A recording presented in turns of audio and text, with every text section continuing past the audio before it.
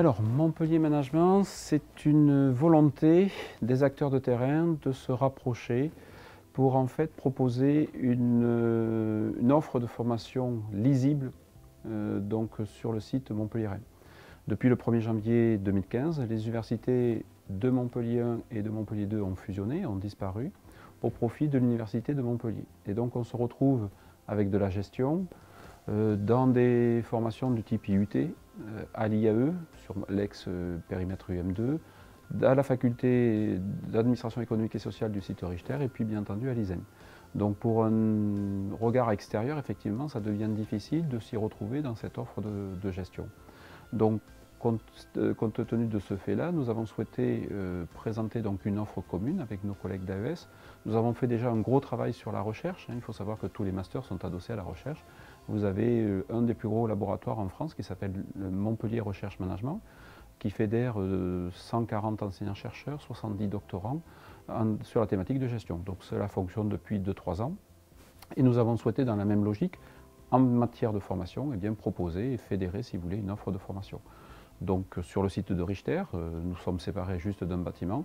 Nous avons souhaité, avec nos collègues d'AES, de nous regrouper. Nous espérons ainsi pour pouvoir proposer donc, des services à forte valeur ajoutée pour nos étudiants, créer un département de professionnalisation, insertion professionnelle, tout ce qui est internationalisation, donc on verra l'offre de formation, vous avez présenté l'offre de formation internationale de l'ISEM, et puis également la certification, les démarches qualité, si vous voulez, sont des services nouveaux que nous allons proposer à nos étudiants.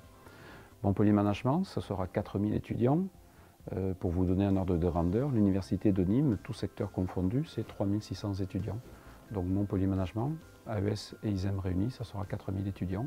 C'est plus de 70 personnes qui travailleront, enseignants-chercheurs, mais également une quarantaine d'administratifs, si vous voulez, pour assurer l'offre de formation.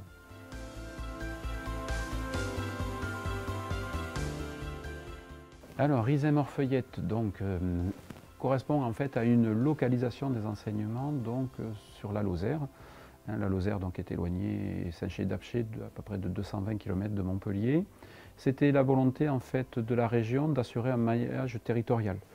Effectivement, Montpellier, métropole, si vous voulez, qui n'était pas à l'époque une métropole, avait tendance à drainer l'ensemble des formations. Et dans un développement, bien entendu, du maillage territorial, il était nécessaire de proposer d'autres formations. L'ISEM est présent sur d'autres formations, sur le pôle d'Alès, sur le pôle de Nîmes, sur le pôle de Béziers, de Narbonne, et même nous allons jusqu'à Perpignan. Et puis historiquement, ça a été la première localisation, si vous voulez, régionale, sur le site d'Orfeuillette. Le projet est né en fait du père Gibelin, qui dirigeait à l'époque le lycée donc, privé du Sacré-Cœur, et qui souhaitait, après une formation classique hôtellerie-tourisme, proposer en fait aux étudiants de créer une sorte de Lausanne à la française, si vous voulez. En plus, le cadre s'y prête particulièrement.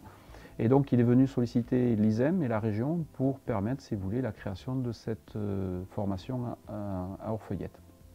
Au départ, il s'agissait d'une maîtrise de sciences de gestion qui s'est transformée en une MST GHR, maîtrise des sciences techniques, gestion de l'hôtellerie de la restauration, et puis au passage au LMD, donc maintenant on se retrouve avec une licence 3e année, parcours hôtellerie, management hôtelier et tourisme, et puis un Master 1 et un Master 2, toujours dans la même logique.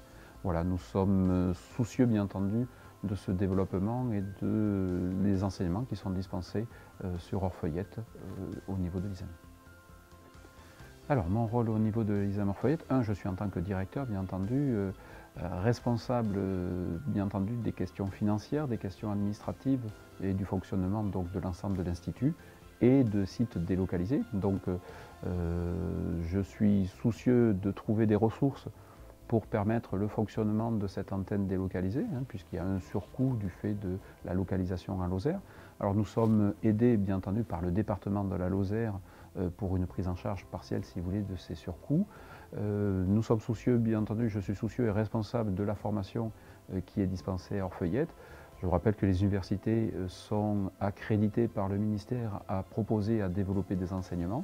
Donc la licence, le Master 1, le Master 2, font l'objet de la vague d'accréditation 2015-2019, donc un plan quinquennal, et je suis responsable, si vous voulez, bien entendu, de cette formation. Ensuite, eh bien, je suis également enseignant et donc très attaché à cette formation en Lozère, enseignant donc en comptabilité et en fiscalité, et c'est à ce titre que je monte régulièrement sur le site lozérien.